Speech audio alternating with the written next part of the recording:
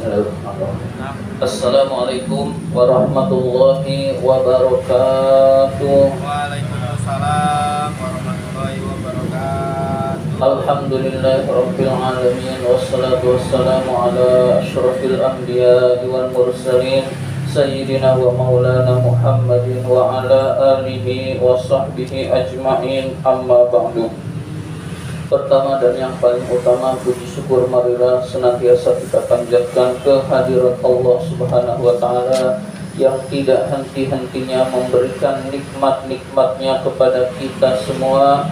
Antara lain kita masih tetap diberi nikmat iman, nikmat Islam, nikmat kesehatan, dan nikmat panjang umur, sehingga kita dapat melaksanakan perintahnya, yaitu sholat maghrib berjamaah dan dilanjutkan dengan menuntut ilmu. Salawat dan salam semoga Allah limpahkan pada junjungan kita baginda Nabi besar Muhammad sallallahu alaihi wasallam beserta para keluarganya, sahabatnya, dan kepada kita sebagai pengikut ajarannya. Marilah kita awali taklim kita dengan membaca surat Al-Fatihah. Mudah-mudahan kita semua mendapatkan ilmu yang bermanfaat, diberikan kesehatan oleh Allah Subhanahu wa Ta'ala, diberikan rizki yang banyak, yang halal dan yang berkah, serta dimudahkan urusan-urusan kita. Ala hadhihi niyah wa ala kulli niyatin salihah wa ila hadratin Nabi Mustafa Rasulullah sallallahu alaihi wasallam wa ila muallifi hadzal kitab asy-Syaikh Imam Barakatul Anam Abdullah Ba'lawi Al-Haddad rahimahullah, nafa'anallahu bihi wa bi'ulumihi fid dharain amin. Al-Fatihah. A'udzu billahi minasy syaithanir rajim. Bismillahirrahmanirrahim. Alhamdulillahi rabbil alamin. Arrahmanir rahim. Maliki yaumiddin. Iyyaka na'budu wa iyyaka nasta'in. Ihdinas siratal mustaqim. Siratal ladzina an'amta 'alaihim ghairil maghdubi 'alaihim waladdallin. Amin. Marilah kita lanjutkan pembahasan kitab An-Nasaihud Diniyah ini. Sekarang halaman 70. 1, 2, 3, baris ketiga. Halaman 70 baris yang ketiga. Bismillahirrahmanirrahim. Wa qala ta'ala. Allah Subhanahu wa Ta'ala berfirman. Allah berfirman, innallaha ashtara minal mu'minina anfusahum wa amwalahum bi anna lahumul jannah, dan seterusnya. Innallaha, sesungguhnya Allah, ishtara, membeli, sesungguhnya Allah membeli, minal mu'minina, dari orang-orang yang beriman. Apa yang dibeli? Anfusahum, jiwa mereka, wa amwalahum, dan harta mereka, bi anna lahumul jannah, bahwa mereka akan mendapatkan surga. Jadi ini diibaratkan kita ini melakukan jual beli kepada Allah. Allah yang beli, kita yang menjual. Yang dijual adalah diri kita dan harta kita, diberikan kepada Allah, dan harganya adalah surga. Jadi harganya adalah surga. Kalau diri kita ini sudah dijual kepada Allah, harta kita ini sudah dijual kepada Allah karena kita orang yang beriman, maka harta dan diri kita ini sudah terserah Allah, bukan terserah kita. Jadi kita, harta kita, jiwa kita sudah terserah Allah. Allah nyuruh sholat, kita sholat, bukan pilihan kita lagi, karena jiwa kita ini sudah milik Allah. Allah nyuruh puasa, kita puasa. Allah nyuruh beramal baik, kita beramal baik. Harta kita juga sudah milik Allah. Allah nyuruh sedekah, kita sedekah. Allah nyuruh zakat, kita zakat, karena sudah terserah Allah. Dan balasannya adalah kita memperoleh surga. Jadi harganya adalah surga. Nah, kalau bukan orang beriman, beda lagi. Allah nyuruh sholat, kita nggak sholat, wah tanggung nih, bola lagi rame.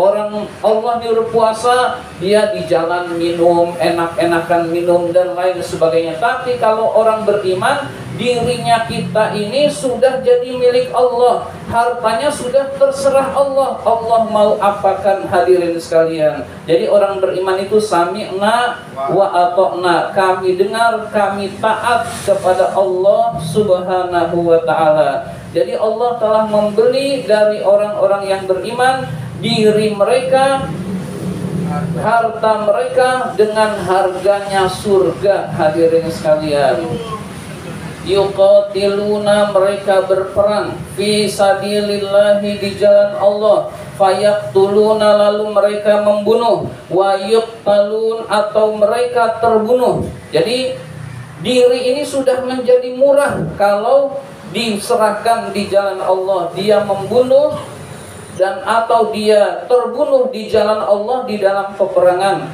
Seperti contohnya ya, kalau sekarang contohnya ya di Palestina. Kalau di Indonesia berperang, mau perang sama siapa? Nggak mungkin.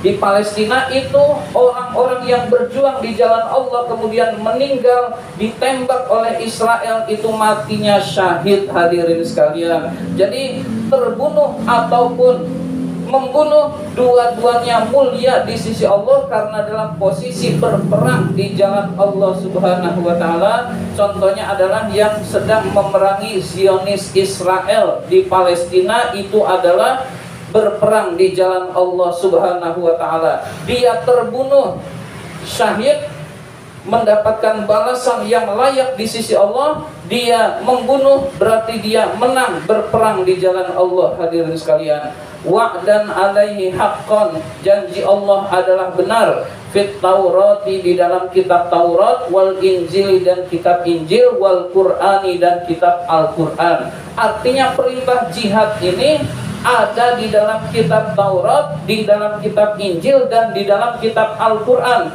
Dan orang-orang yang berjuang di jalan Allah dimuliakan oleh Allah Subhanahu wa ta'ala. Hadirin sekalian, waman aufa, dan barang siapa yang menepati bi'ahdihi, janjinya, minallahi, kepada Allah, fastabshiru, maka bergembiralah, bibai'ikum, dengan jual beli kalian, alladzi bay'tum bihi, yang kalian praktekkan jual beli itu kepada Allah. Dzalika huwal fauzul azim, itu adalah kemenangan yang besar, itu adalah kesuksesan yang besar.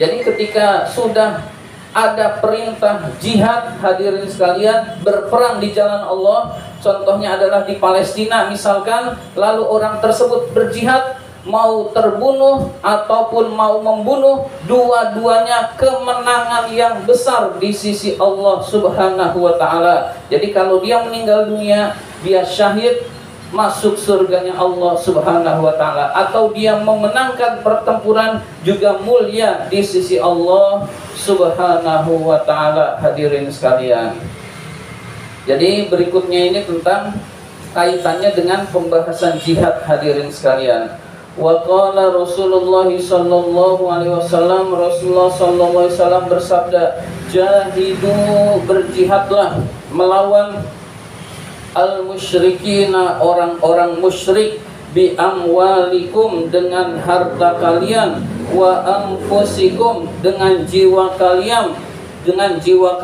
wa alsinatikum, dan dengan lisan-lisan kalian. Lisan itu berarti percakapan atau obrolan, atau kalau sekarang itu chat atau chat di internet, di WA, itu pun termasuk bagian dari jihad. Hadirin sekalian, jadi ketika kaum musyrikin, orang-orang musyrik itu memerangi kita, kemudian kita diperintahkan untuk memerangi orang-orang musyrik tersebut dengan harta, dengan jiwa, dan dengan lisan. Hadirin sekalian, jadi kita berjuang bukan hanya dengan jiwa, tetapi dengan jiwa, harta, dan lain sebagainya yang kita miliki. Hadirin sekalian, wasu'ila sallallahu alaihi wasallam, Rasulullah sallallahu alaihi wasallam ditanya an afdolil a'mali, tentang amal yang paling utama. Ya Rasul, amal apa yang paling utama? Faqala, Rasul bersabda,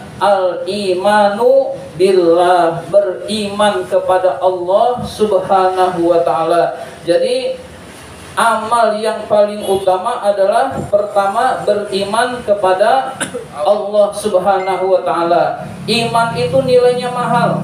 Kita baru tahu mahalnya iman kalau kita sudah meninggal dunia. Yang bisa menyelamatkan kita adalah iman kepada Allah Subhanahu wa taala. Yang beriman mendapat nikmat, yang tidak beriman akan celaka.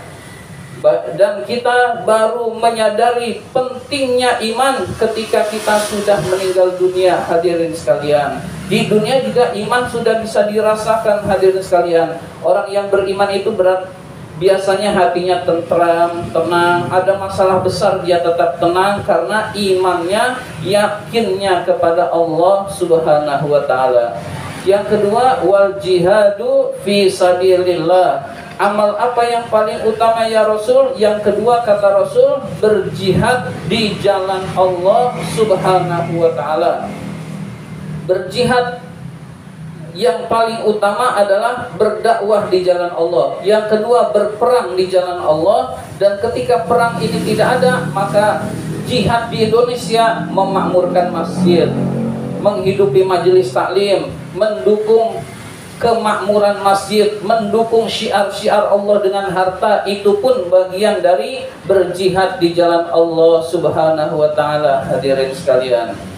Wasu'ila aidan, Rasul ditanya juga sallallahu alaihi wasallam, Rasulullah sallallahu alaihi wasallam ditanya juga, ayyul amali afdalu, amal apa yang paling utama ya Rasul? Faqala, Rasul bersabda, al-imanu billah, beriman kepada Allah, wa rasulihi, dan beriman kepada Rasulullah. Jadi beriman kepada Allah dan Rasul, kedua-duanya satu paket. Iman pada Allah, enggak iman kepada Rasul, enggak mungkin dia celaka. Iman kepada Rasul, enggak iman kepada Allah, juga celaka. Itu enggak mungkin dipisahkan. Iman kepada Allah dan kepada Rasul itu satu kesatuan, hadirin sekalian.